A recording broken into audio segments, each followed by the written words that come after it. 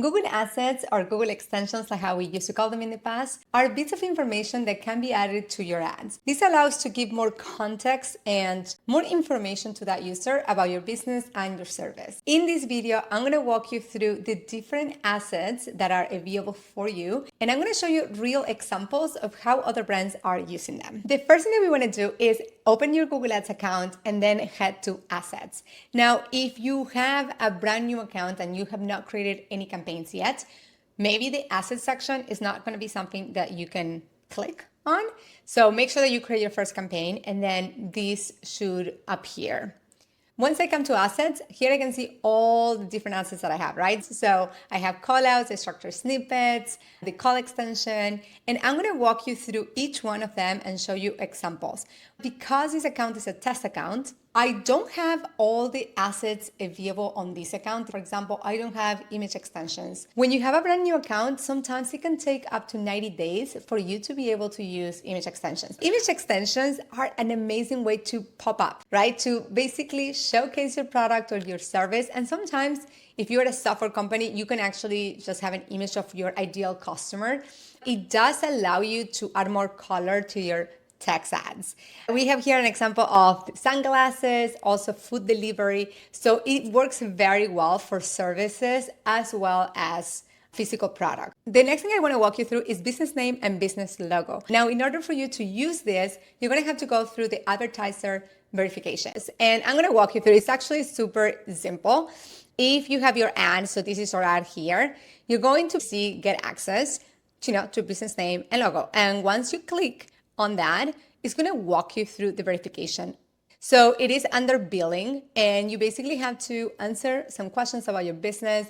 You might have to submit some documents, and it's very simple. I highly recommend for you to do it because it's another way to show both Google and the customer that you're a legit business, and it just really helps you stand out. In fact, it's proven that it does improve your click-through rate when you have a logo and your business name. Here we have some examples how Nike, Instacart, as well as Delta Airlines do it. So it's super simple to do it. It's literally just adding your logo and your business name. Now, if your business name is too long and it doesn't fit the character max, which I believe is 15 characters, you won't be able to use it, right? Like you won't be able to use that section. The other part that is important is that the business name in your ad has to match what you use in your verification process. So make sure that you are using the same business name. Then we have sidelinks. Sidelinks are one of my favorite, and I honestly think that every business should use them because one allows you to make your ad bigger. It just takes way more space in the search engine results page, making sometimes your ad be the only thing that people see when they are doing a search. But also helps you drive people to specific areas of your page. So you can drive people to the shop page, you can drive people to the reviews and the contact us. So it's really powerful. It's so important to have sidelinks that Google this year in March of 2025 actually announced that they're going to start using other parts of the copy in your ad, so like headlines and parts of the description, to automatically create sidelinks.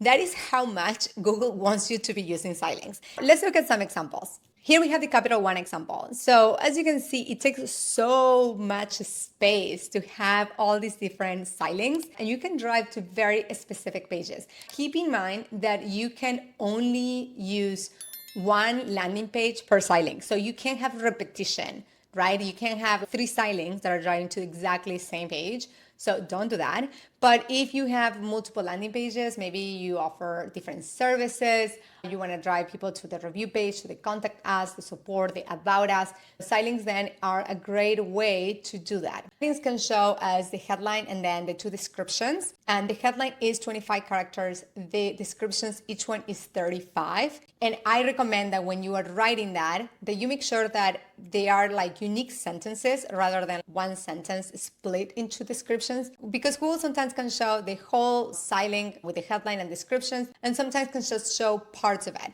So here I want to show you other examples where we have sidelinks, but that are much shorter. So the plumbing services, all of these ones are clickable.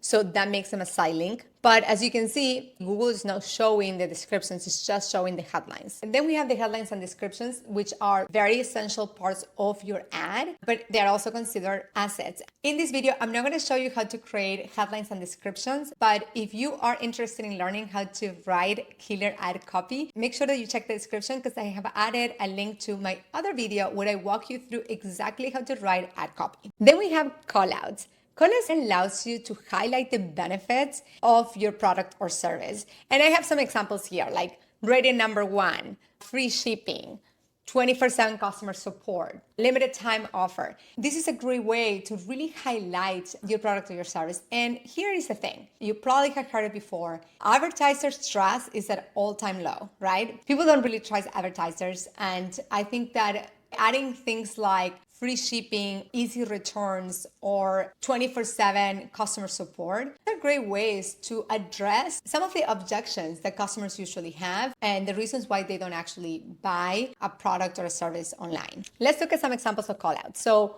here we have HubSpot, the no credit card required, no contract needed. That is a great way to highlight the benefit of the fact that you can try HubSpot without putting your credit card information, without signing any contract. When you're writing your callouts, make sure that you're using no emojis, that you are avoiding any attention-grabbing punctuations like exclamation points and things like that to really highlight very specific different benefits of your service or products. And be careful with trademark policies. Check that you have the necessary approvals to use those specific terms in your callouts. Then we have structured snippets.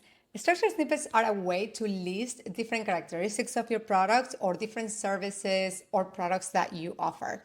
And I'm going to show you how to create one. You can select some of these headers like amenities, brands, courses, if you offer different courses.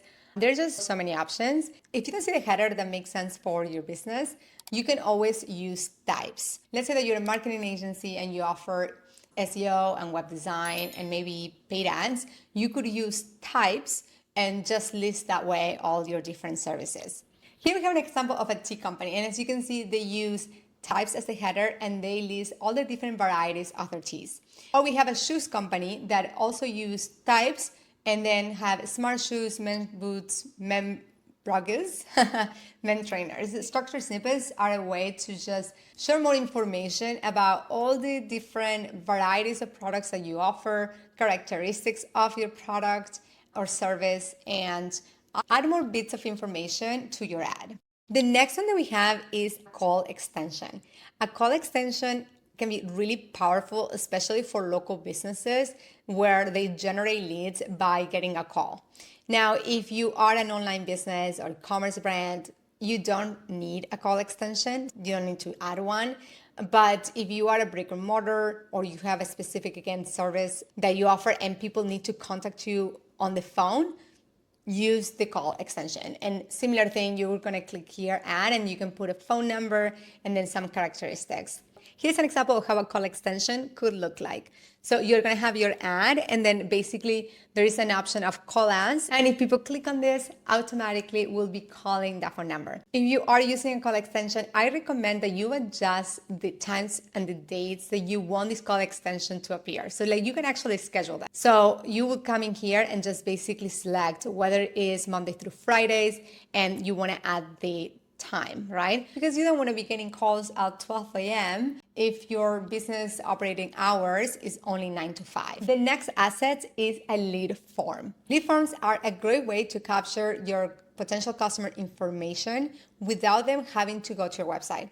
The quality of your lead can be lower than if they are going into your website, learning more about your business and then providing their information, but it's still something that brands can use as a way to generate leads on the spot. If you want to create one, you're gonna click the plus sign and basically you're going to be filling out this information and you're gonna have things where you want to, I don't know, capture maybe their name and their city and all these different things are going to appear. You're going to basically build it, right? I'm gonna show you a live example from Zapier. So Zapier is using a lead form extension and if I click in here, as you can see, I can fill out all this different information and then submit.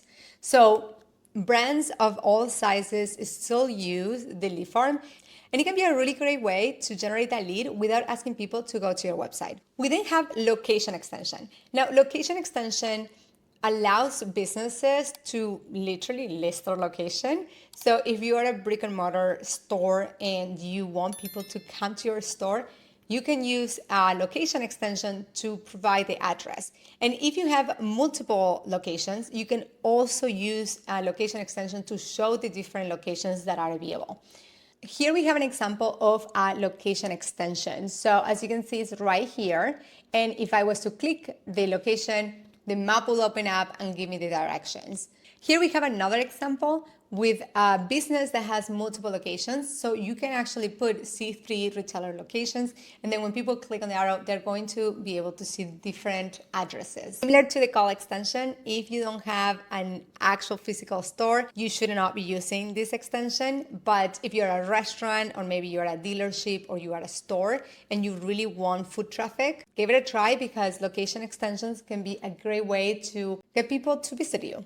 The next extension is price, and is one of my favorites because it allows you to either attract or repel customers.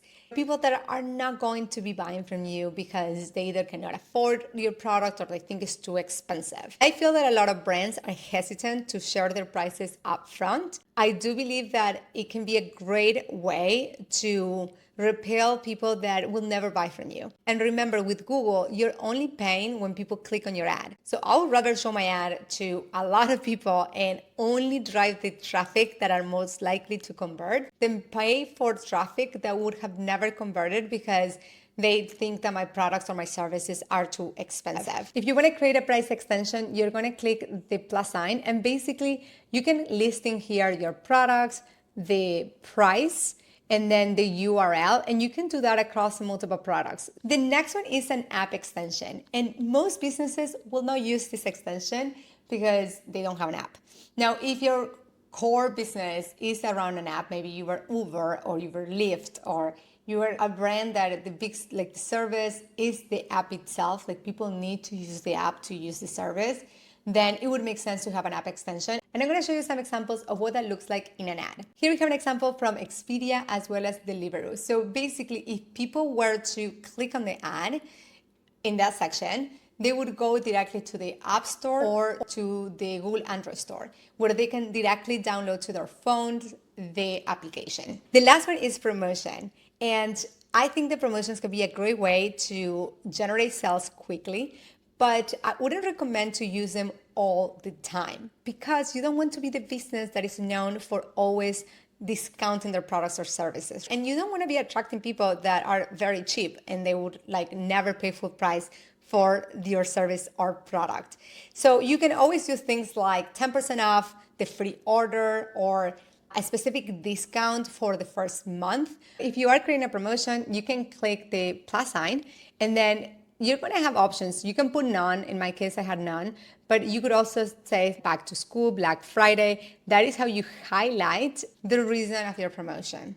And with that, I walk you through all the different assets that are available to you. Now, keep in mind that you can assign assets at the advertiser level, at the campaign level, and at the ad group level. Think about what type of assets you can give at the advertiser. Maybe it will be the business logo as well as the business name. But when you think about the callouts and the image extensions and all these different assets, I recommend that you do it at the campaign or ad group level because likely those are going to be different for your campaigns, right? So make sure that you're not assigning everything at the advertiser level and that your ads actually make sense. All these different assets are really being used to optimize your ads and to improve the click-through rate because at the end of the day, that is what they do. Rule of thumb is you want to be using at least 4 assets. And so usually it's a combination of stylings, callouts, image extensions, structured snippets. But I also recommend that you explore the other assets that I walk you through. If you enjoyed this video, make sure that you click subscribe so that you get notified when my next video comes out. And then also check the description because I have added links on how to write great ad copy that converts, as well as how to do keyword research